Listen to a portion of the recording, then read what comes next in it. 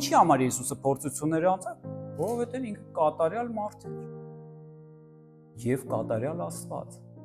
Բայց քանի որ ինքը նաեւ մարդ էր, ինքը պետք է անցներ այդ փորձությունները։ Հիսուսը փորձությունները անցնելու ժամանակ ինքը ինչ է միշտ պատասխան տալի, ինչ է ինքը ասում։ Ինքը անգամ սովածա սատանան ասում կարաս այն քարը հաց սարքես ուտես, բայց ինքը ասում է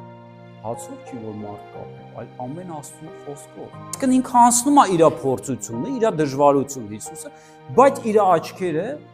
իր միտքը, իր սիրտը միշտ նայում է երկինք։ Ինքը չի կենտրոնանում այս աշխարհայինի վրա ու չի ուզում այս աշխարհայինը վերցնի։ Ինքը երկինք նայելով շարժվում է Հիսուսը։ Տենց էլ Աստված մեզ ուզում է սովորացի, որպեսզի մենք էլ նայենք Հիսուսին, նայենք երկինք, այն խոստումին, որ Աստված մեզ տվել է ու շարժվենք մեր կյանքում։ Եթե մենք չնայենք երկինք ու շարժվենք, այլ նայենք խնդիրին, այդ խնդիրը երբեք չի գնա։